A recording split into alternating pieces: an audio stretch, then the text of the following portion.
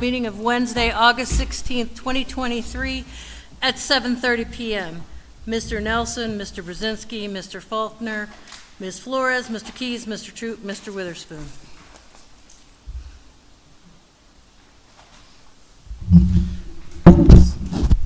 Stand for silent meditation.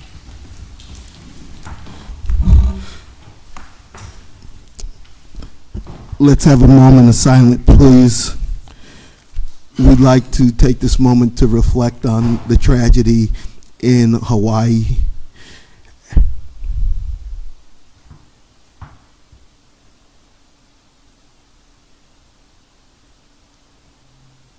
If I could take a moment to change the venue a little bit.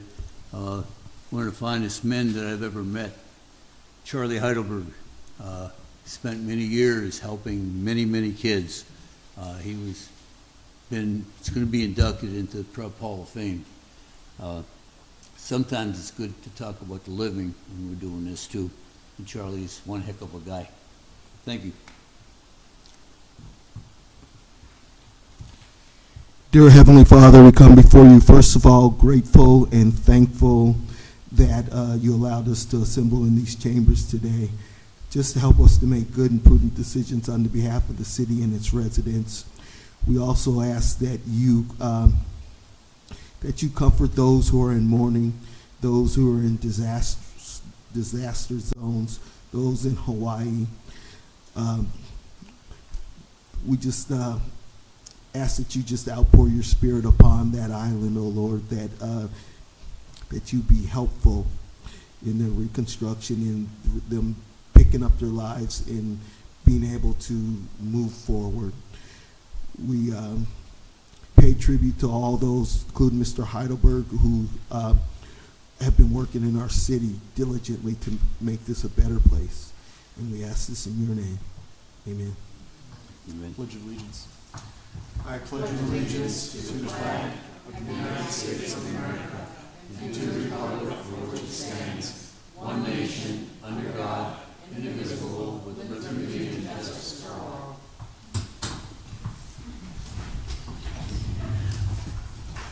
We have a motion to accept the minutes from the August 2nd, 2023 City Council meeting and bills for payment on August 18th, 25th, and September 1st. Mr. Brzezinski, Ms. Faulkner, Ms. Flores, Mr. Keys, Mr. Troop, Mr. Witherspoon, Mr. Nelson.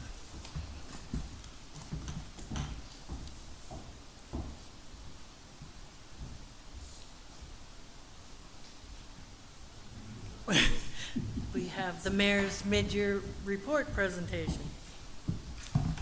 Thank you very much. Good evening to all my city council colleagues.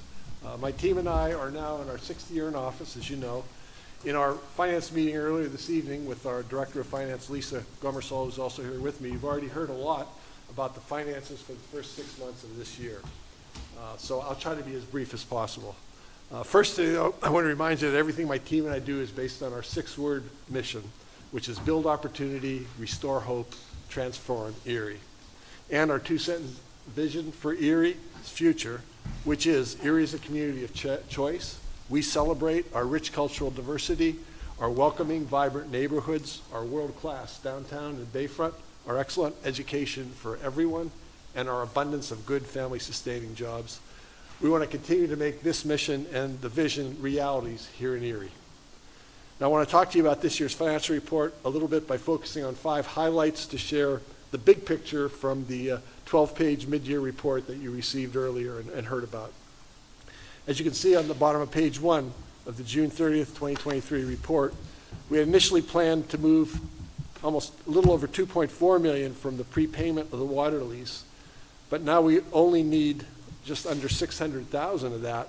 So that's going to save about $1.8 million from the water lease prepayment to help stave off future increases in taxes. Second, you can see more detail on the revenue on pages 2 through 5.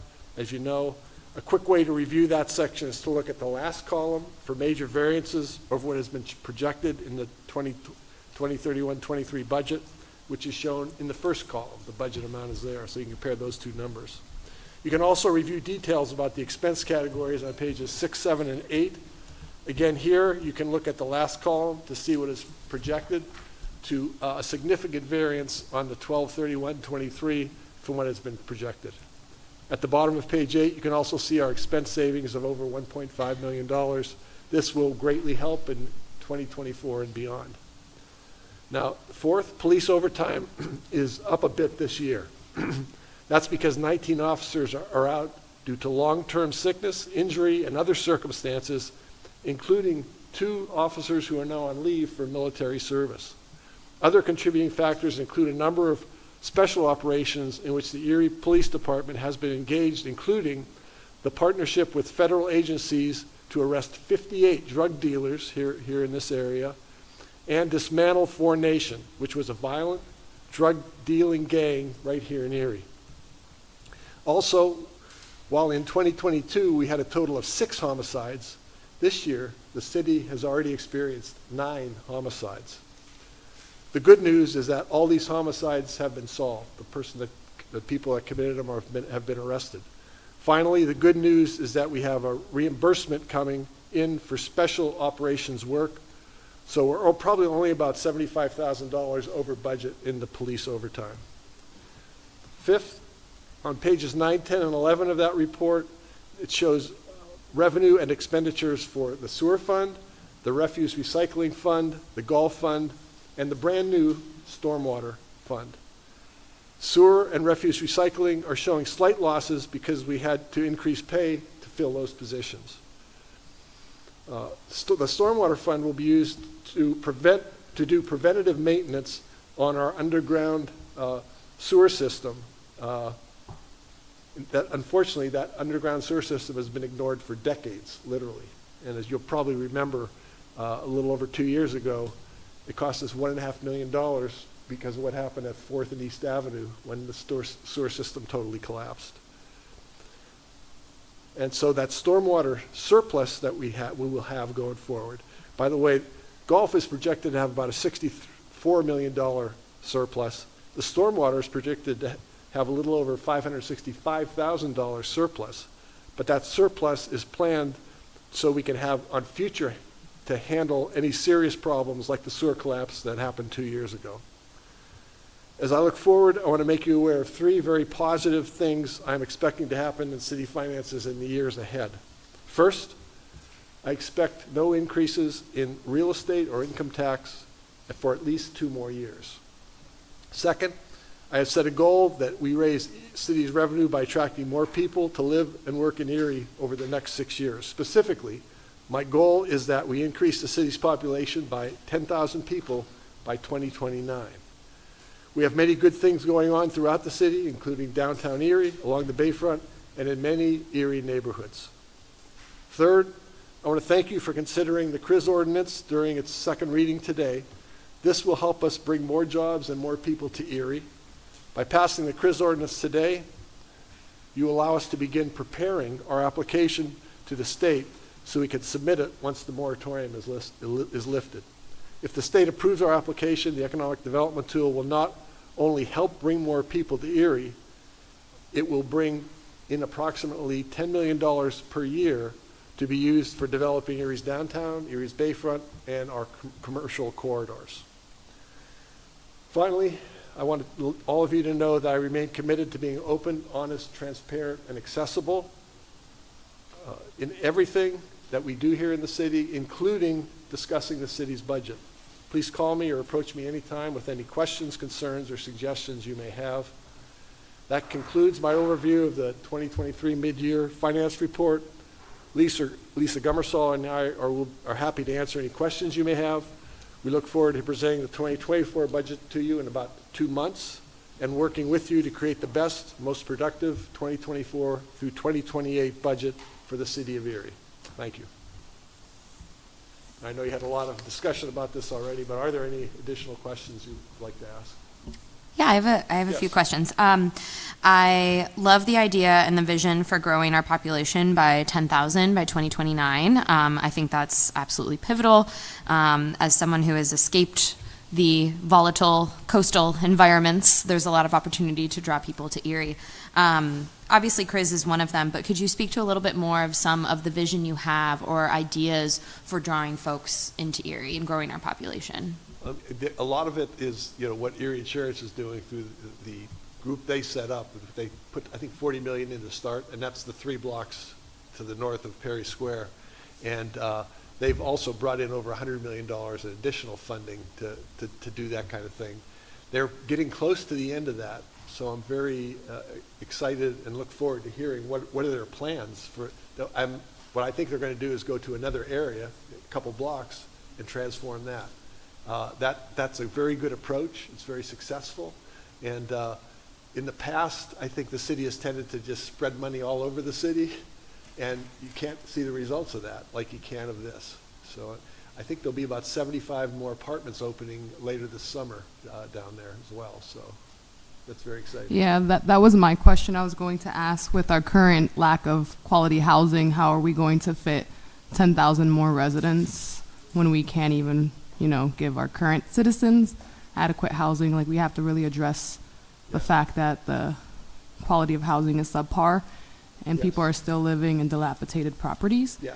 And we want to appeal to people to move here. Right. So the only way that's going to happen is if we actually address some of the inner city problems, which housing is a big one. Yeah, and we are doing that already, and we also have plans, particularly on the Lower East Side, as you probably have seen the plan, to tear down houses that can't be saved and create small parks, not probably even whole blocks. But in fact, we have actually a pattern of parks that we've developed that came out a couple of years ago, and we know the houses we want to tear down, and we think we've got funding coming to be able to do that. And then there's some very good houses on the Lower East Side as well. If you get those bad ones down, the good ones become much more valuable, and that's what we're trying to do. And there will be new places built as well. Anything else? I appreciate the questions. Appreciate your input as well on all this. Thank you very much.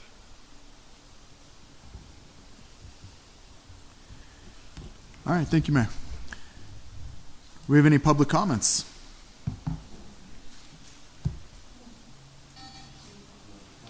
Sorry, repository sales. Do we have any repository sales? Do we have any repository sales? Do we have any repository sales? On to public comments. Just 1 second.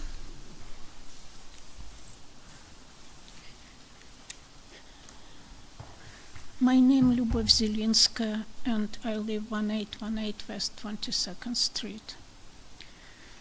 If anyone have a garden and suddenly somebody come into your garden and start cutting your trees, your flowers, and destroy everything that you planted, you call police, and police arrests this person, and after them gonna be taken any charges.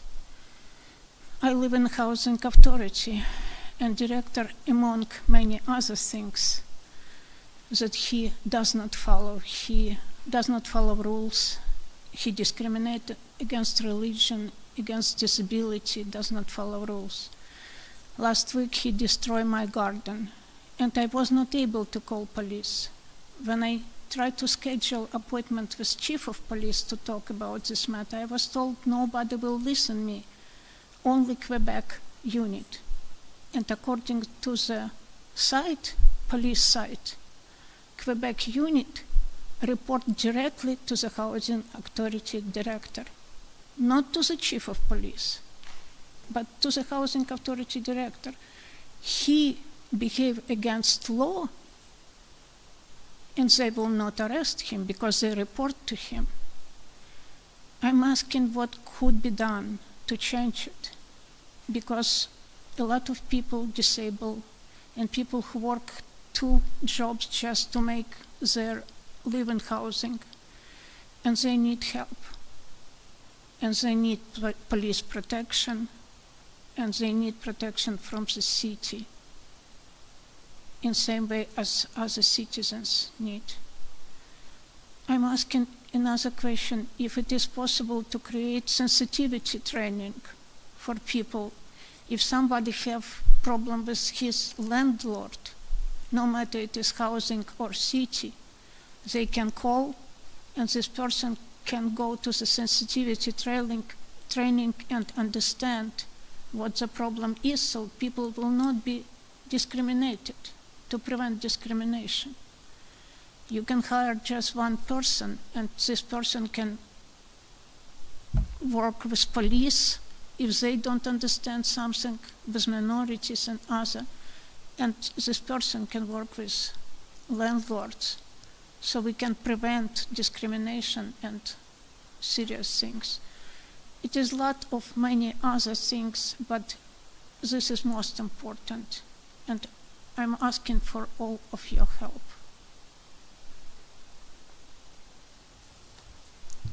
It is all.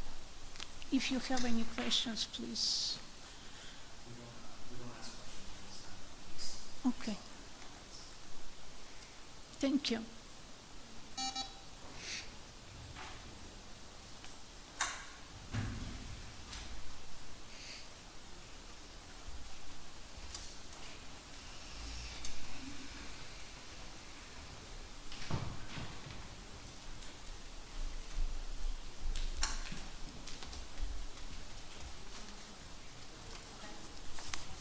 My name's Freda Tepfer. I would like clarification before you start the timer. I've seen people come up here and say they don't want to give their address, and I don't want to give my address. I'm on TV.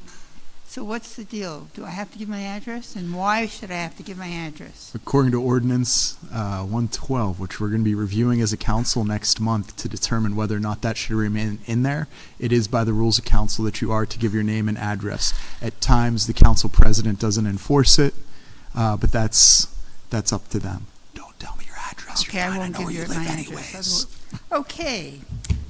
So, just once again to remind you, if you're out there and you're on Medicaid, Medicaid's no longer automatically being renewed, you should go to compass.state.pa.us and check that your contact information is correct, because if you don't have the correct contact information, you won't get any notification. But you should check your own eligibility and make sure that you're current so that you don't lose coverage.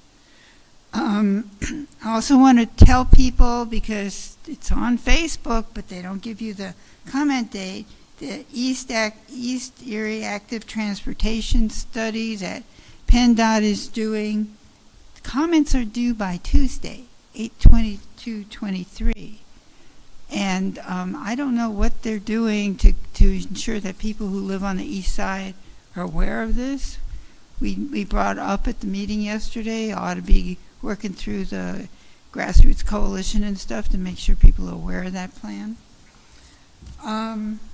After only 12 years, the Access Board has finalized their rule for, the U.S. Access Board issues final rule on public right-of-way accessibility guidelines.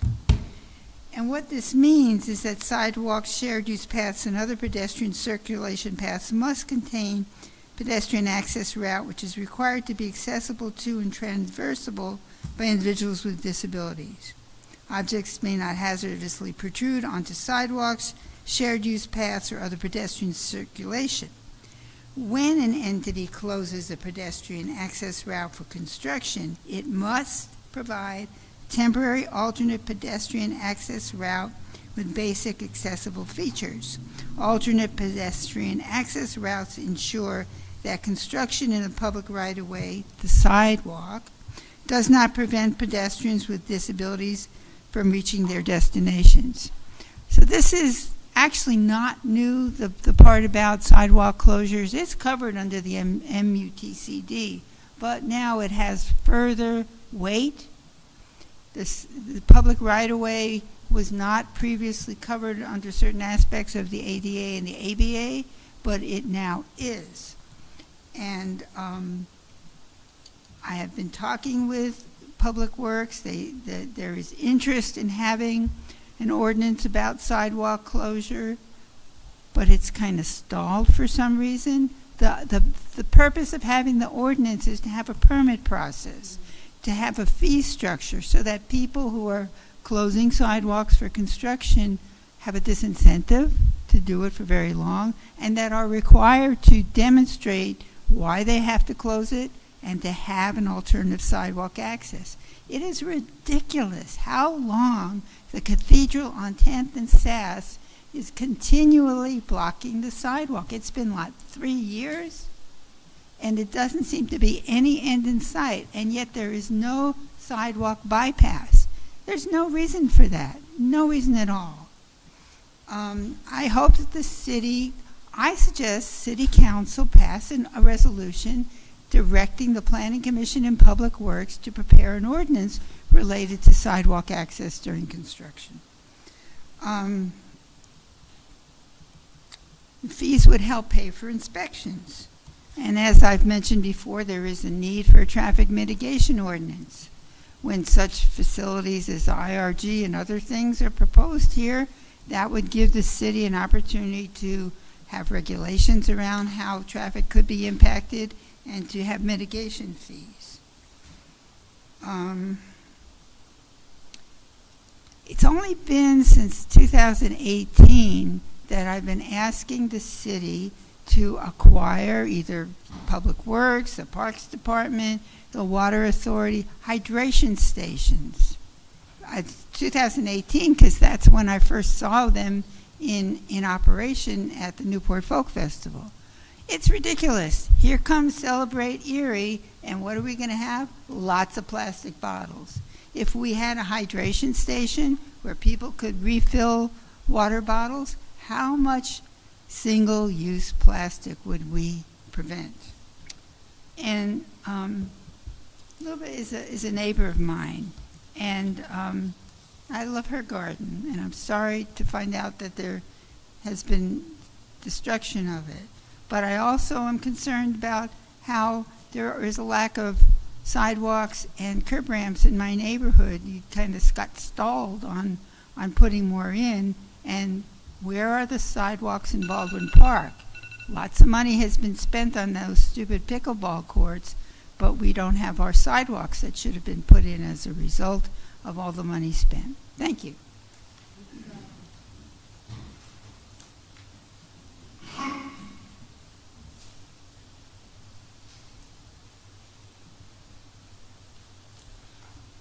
Good evening. Sam Tellerico, Harvard Road, City of Erie. I speak to you tonight to urge you to reject the original CRIZ proposal that was discussed a month ago. I have no objection to the mayor making appointments. The mayor makes appointments to boards all the time, and this mayor has a proven track record of good faith in that area. I cannot express the same confidence on the other side of the ledger. The senator from the 49th district gave perhaps one of the most pompous and self-serving and condescending addresses that I have heard in quite some time. And I believe we need to correct the record. The senator introduced a completely bogus Act 47 warning from out of nowhere, which has no basis in fact. His criticism of the track record of elected city officials was just another condescending, blatant political attack for the purpose of inserting himself into the city's business without asking. This body cannot allow the senator's scare tactics to work, and the portrayal of himself as riding in on his white horse to save us from ourselves is beneath contempt. His rhetoric was a level short of, "I alone can fix it." As further proof that he is not a good faith actor regarding the issue, the senator employed misleading and outright false statements in order to make his case. He stated, "We are going to use a format that has worked across the state where the senator and the mayor make the picks." The senator provided no evidence. He provided no examples. We are just to take his word for it. The statement was disingenuous at a minimum. Councilman Nelson revealed that in Lancaster, the state senator indeed does make all the appointments. The senator is trying to perform the same trick here, but despite his pronouncements, such a scenario is not the norm. Other cities have 5 members appointed by the mayor and approved by council, and the state senator is not included. The senator either knows that or he should have known that. But surely the most repulsive aspect of the senator's presentation was the grandiose and self-important attitude of the entire matter. Some of his direct quotes: "I dread that you are going to make the wrong decision." And this one really gets to me. "I hope and pray that you folks truly deliberate and come to your senses." You need to come to your senses. The message came across loud and clear. Don't you understand that this senator came into your chamber to impart his undeniable wisdom upon you? He's bestowing on this council the privilege of approving the political cronies that he sends to you. What is most troubling is that he may sincerely believe that. You must reject that proposal. I address you tonight simply because the issue here is about power. The senator stated that the balance of power lies with this council. Wrong. At this point, all of the power lies with council. That's not an opinion, that's a fact. And I know this because I did not see the senator's name on that board in the front of the room. During a meeting a month ago, a citizen made the obvious public comment that this appeared to be a power grab. This citizen was treated with disdain and a smirk from our senator, who had to chuckle at the thought because a citizen had the audacity of being able to count. As if to be clever, the senator made the analogy of a 3-legged stool where he could not think of a more balanced approach. Balanced, where one leg has 5 units, one leg has 4 units, and the third leg had undefined units. The proposal fell flat along with his metaphor. Furthermore, quoting from the senator, the competing resolution where council actually makes picks and approves their own picks, I would say that's a power grab. Again, profoundly incorrect.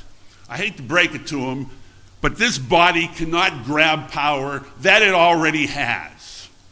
Members of this council seem to have generously drafted a resolution that includes a power sharing agreement that includes various stakeholders in the community. I wholeheartedly recommend that you approve a resolution of that nature. This council needs to exert its power, and when it does that, in the end, if there is any role for the state senator in the outcome, I just hope that he would have the common decency to come forward and say thank you.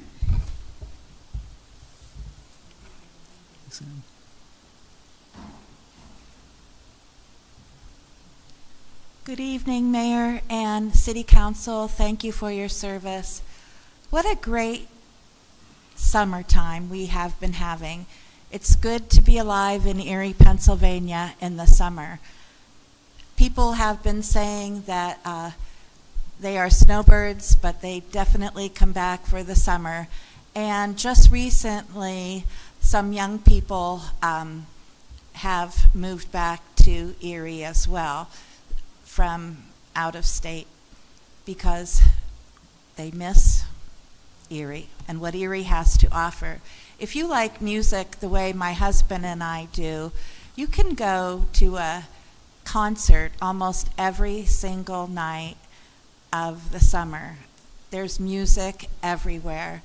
And if you love music because it just takes you away and gives you that wonderful, peaceful feeling, it's great.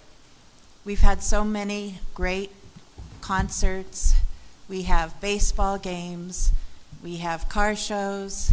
We have walks and bikes and great things to do in Erie in the summer. Speaking of ball games, I love going to the ball games, but we need to get that authority to put benches or some kind of seating on the outside of the ball field. I have tickets. I get my friends to meet me there, And before the ball games, people are standing around waiting to meet up with their friends. Not everybody has the availability to stand. That is a concern that I think the Seawolves, the stadium there, needs to address. There's a lot of area now that is just green space there. And if you go around, you can see that if you watch the people gather and stand, it would be great to have seating, not just there, but many other places along State Street and the Dobbins Landing area too, for not everybody can just plop themselves on the curb and get up. I can't really do that great anymore. I've traveled a lot, and seats and benches are a great thing. And some of them in many different cities have all different kinds of designs and paintings. And just yesterday, I was going through the frog pictures and the fish people, or the Go Fish and the frogs from years back. The one started in 2001, and you don't really see too many fish and too many frogs anymore. But some cities have done something like that with benches. So wouldn't it be a fun to get the Arts Council to, instead of fish and frogs, of course we've had those, but to do benches? Wouldn't that be awesome? So just to put it out there, it is needed. I went also to the county home block grants for human services, and it tells you how much money they're allocating for all the different human services in Erie County, homelessness, etc. And as you know, some things are closer to my heart than others. They mentioned the Erie County Care Management. So the next day I went with a friend up to Erie County Care Management because it says they have rental assistance. And when we got there, we were given a card. And so we went, we called the card, and the number on the card gave us a woman who said, well, what is the income that you have for, you're requesting rental assistance? My friend has no income because he lost his job. So he has no income. And she said, well, I'm sorry, we can't help. Like, that's why we called you, and I don't know, I was just so frustrated with that. So basically it looks like he'll be out in the streets again.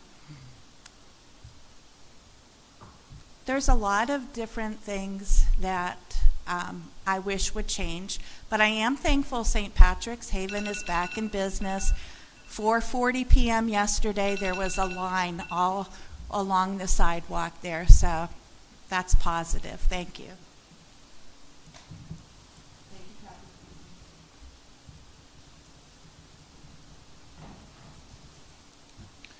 Any other citizens to be heard? Any other citizens to be heard? Any other citizens to be heard? Moving on to ordinances for final passage.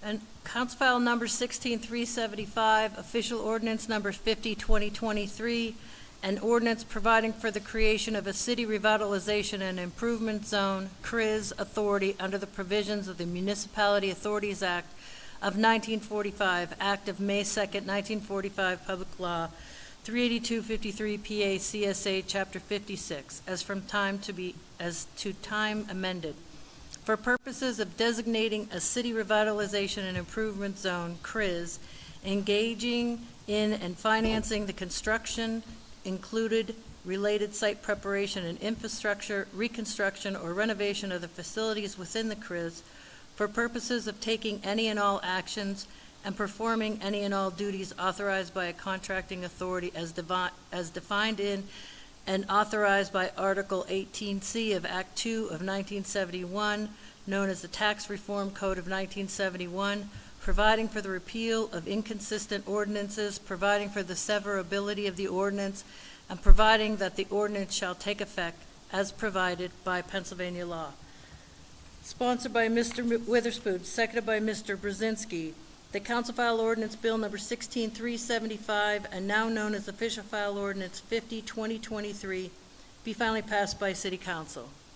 Mr. Brzezinski, Ms. Faulkner, Ms. Flores, Mr. Keys, Mr. Troop, Mr. Witherspoon, Mr. Nelson. City Council pass Official File Ordinance 50-2023 finally by yea 7, nay 0.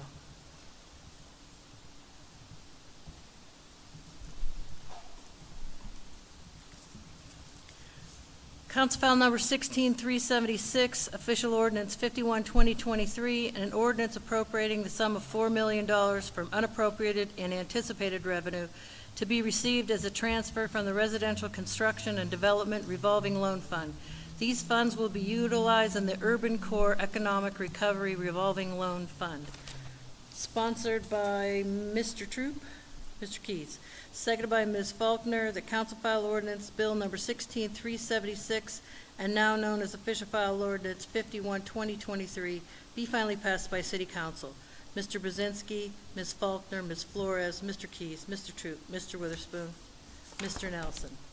City Council pass Official File Ordinance 51-2023 finally by yea 7, nay 0.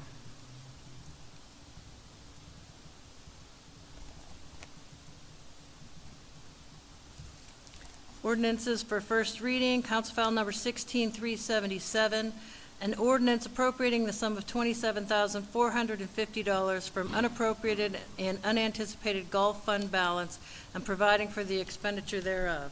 Sponsored by Mr. Witherspoon, seconded by Ms. Flores, the Council File Ordinance Number 16377, having been read, is hereby adopted on first reading by City Council.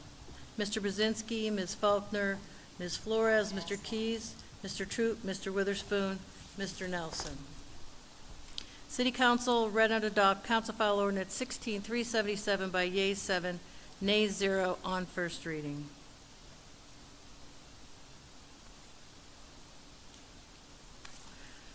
Council File Number 16378, an ordinance closing and vacating the portion of the alley running south from 11th Street between State and Peach Streets. Sponsored by Mr. Witherspoon, seconded by Ms. Flores. The Council File Ordinance Number 16378, having been read, is hereby adopted on first reading by City Council. Mr. Brzezinski, Ms. Faulkner, Ms. Flores, Mr. Keys, Mr. Troop, Mr. Witherspoon, Mr. Nelson. City Council read and adopt Council File Ordinance Number 16378 by yea 7, nay 0 on first reading.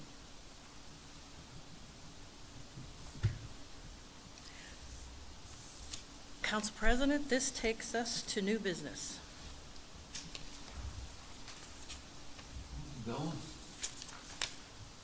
Second.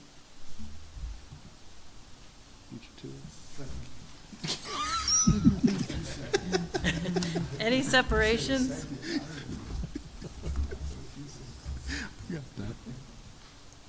Any separations? Moving the balance of the agenda, Mr. Brzezinski, Ms. Faulkner, Ms. Flores, Mr. Keys, Mr. Troop, Mr. Witherspoon, and Mr. Nelson.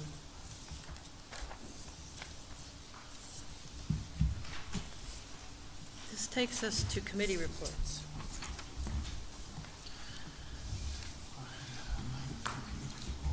Suzanne, you want to start? Sure. All right. Going to start with public safety as public safety liaison.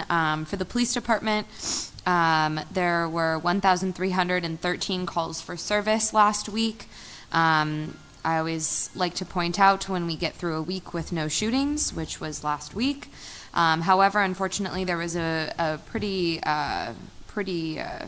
violent situation of a pedestrian being struck. So this is just a reminder to please be cautious, be aware. It's the summertime where people are out walking. So please just be cautious of that. That was around the Center City, Peach and 18th. Also, in the police department, want to say thank you to Donna Vehi Samal, who is retiring tomorrow. She has been with the police department for exactly 25 years tomorrow. So thank you, Donna. Fire department, there were 149 calls for service, including the one fatal fire at Richford Arms. So keeping that individual, that victim, and their family in our thoughts. I will be doing an additional tour of the engine houses on September 7th. I've done about a third of them so far, just understanding more what are some needs within our fire department, and also meeting with the fire union as well. For EMS, Emergicare had a whopping 12,687 responded calls in the month of July. So very grateful for them and their service. I attended a countywide EMS meeting on last Tuesday, the 8th, to talk about ongoing problem solving and possible solutions. The county is partnering with Strategy Solutions on a study of potential ways to address our EMS crisis, being that we have so many different municipalities and local governments. To coordinate that kind of service is very difficult, especially with the changes that have happened over the generations with less volunteer firefighters. So it is definitely something that needs a coordinated effort, so I was glad to be there for that. In terms of being sewer authority liaison, I attended the meeting yesterday. There's positive momentum on capital projects. June did bring another clean air violation, which I got to get some answers on that. This is something that happens, unfortunately, quite frequently, but fortunately staff at the Sewer Authority are very attentive and they're actively remediating, and will share a remediation plan with myself and other members of the authority as soon as they have that. The Water Authority, I will attend their board meeting tomorrow. The one notable thing from last month's board meeting was they are increasing their request. So one really great project the Water Authority has been doing is replacing all of the lead goosenecks, which are basically the connection points in our pipe systems throughout the city. And they've been prioritizing as well neighborhoods that have disproportionately been impacted by things like redlining, economic injustice, racial injustice, things like that. And so I really commend the Water Authority for the work they've done on that. And they are increasing the request from Penvest to complete that project from $5 million to $20 million. So this is really a great undertaking at replacing those old lead goosenecks. Lastly, this is not a particular committee assignment, but being a renter and having a lot of difficulties renting in Erie, myself and Vice President Flores have been working on several different housing initiatives and what that might look like in terms of policy reform. So I've been working with both local advocates and lawyers as well as statewide ones, because of course we don't necessarily want to do something that maybe other communities haven't already figured out. And so looking to both Philly and State College for what they have done around just cause eviction ordinances. Entire states have this, New Jersey, New Hampshire, California, and essentially it sets guidelines for the city on reasons why one can be evicted. Because yes, evictions do need to happen, unfortunately, but right now we have absolutely no restrictions on when evictions can really happen.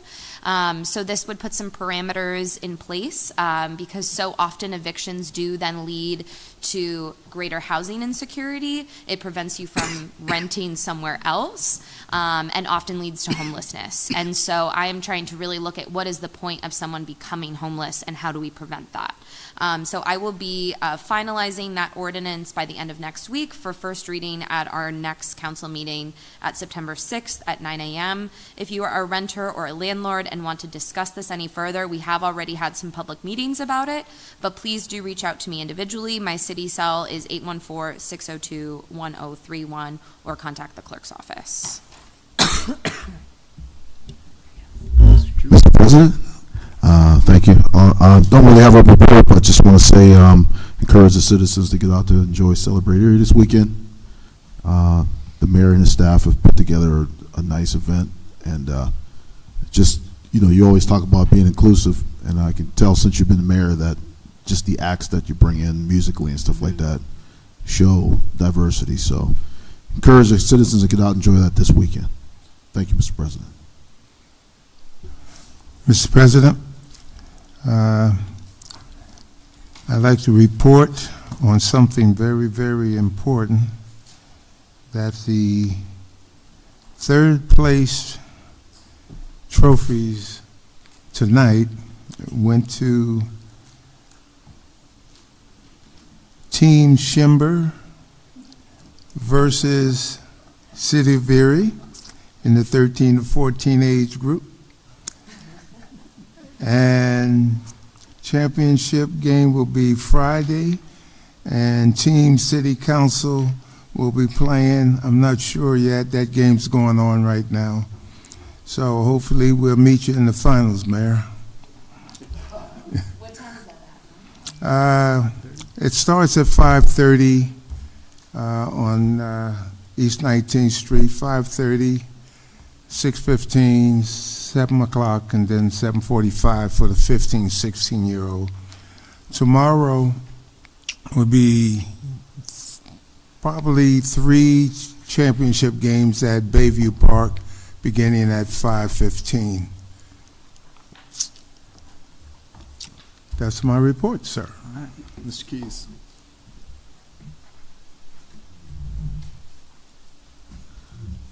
Mr. Keys has no report today. Ms. Flores. Alrighty, I wanted to go over the blighted property meeting we had on August 9th. Those meetings are held through Zoom on the second Wednesday of each month at 9 a.m. They wrap up relatively quickly. They are open to the public, so if you want to know what houses are going to be blighted or added to the list or rescinded, that is the meeting you want to participate in. This last meeting, we added 8 properties to the list, and as of July 12th's meeting, there were 231 properties that were on the list. We have citizens who call into the city who report properties that are concerning, and the first step to getting those properties addressed is through code enforcement. So I definitely recommend that if you have a property in your neighborhood that you want to see get taken care of, or at least know the status of, you give the code enforcement a phone call, 814-870-1473. My next meeting is going to be the EMTA meeting, which is held through Zoom as well. It's August 28th, and that is a 4 p.m. meeting. It's public, so if you have concerns about the bus not adequately getting you to and from work in your community, this is the meeting that you would want to come and participate in. You can give them a call at 814-454-4012, extension 106, to get the Zoom link emailed to you. And then, as Councilman Troop had mentioned, this weekend is Celebrate Erie, and there are great acts going on all 3 days, Friday, Saturday, and Sunday. They start from 5:30, and they probably will wrap up around 9, maybe 10, because the last act starts at 8 p.m.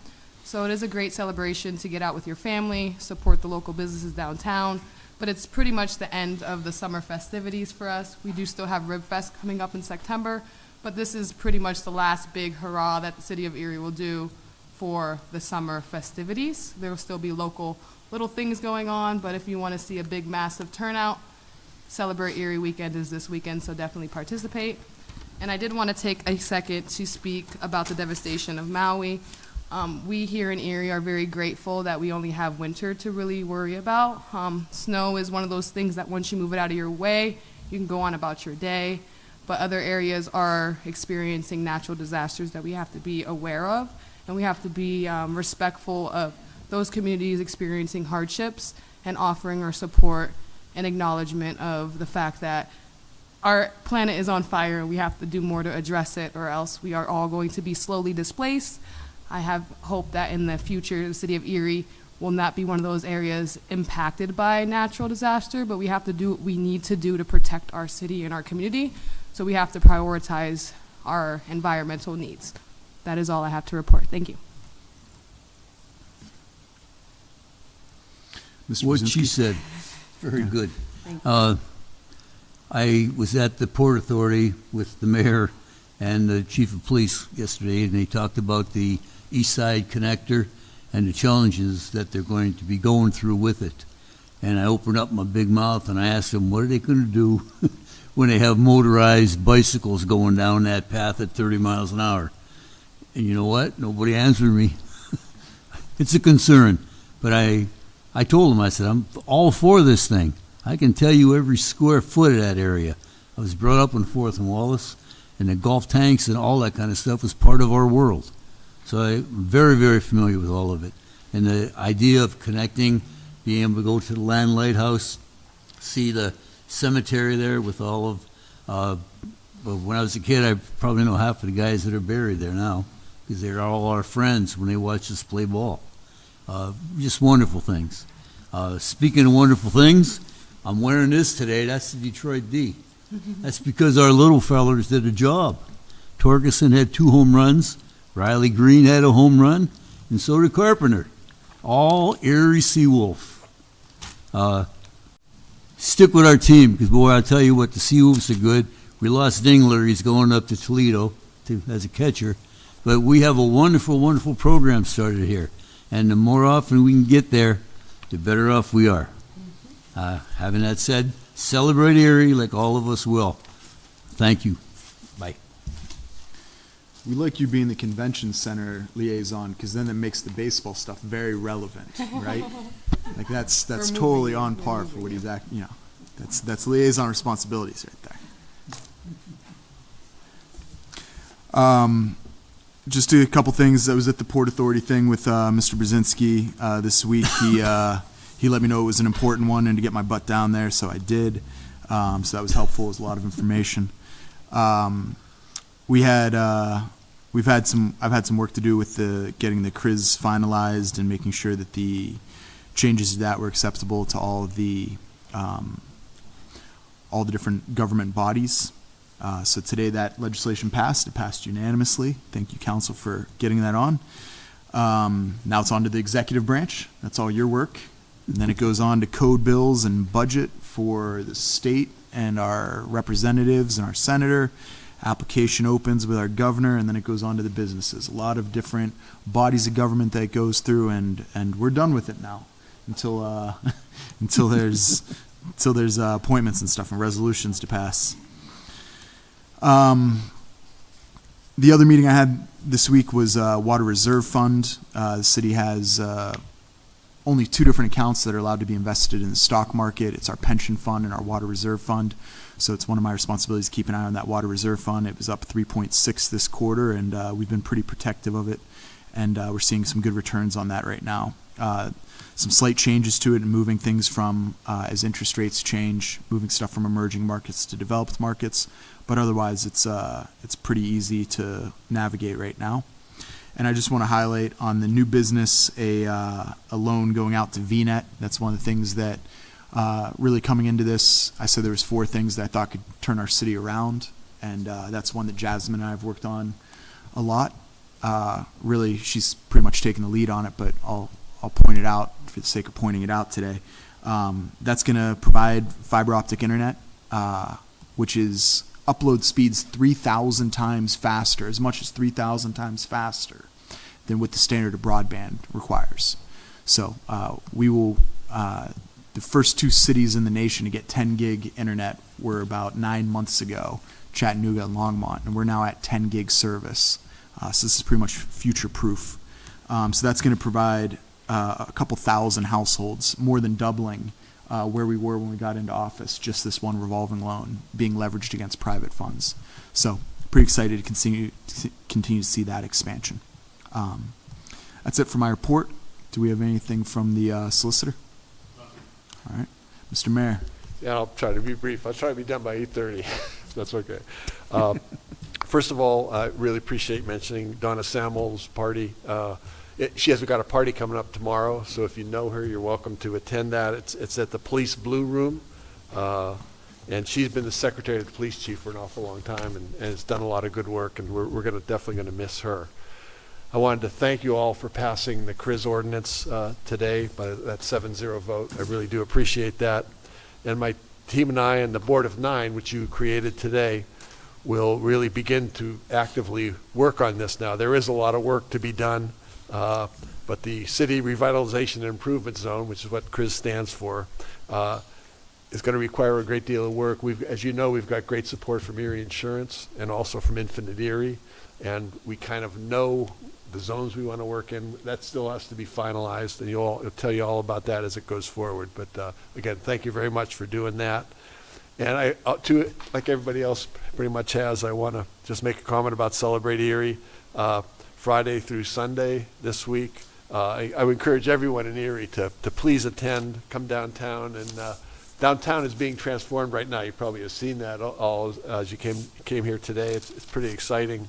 And one thing I wanted to mention is we have 3 stages where bands will be performing, starting on I think it's Friday, Saturday, and Sunday. They start at noon, actually, in all 3 of the stages.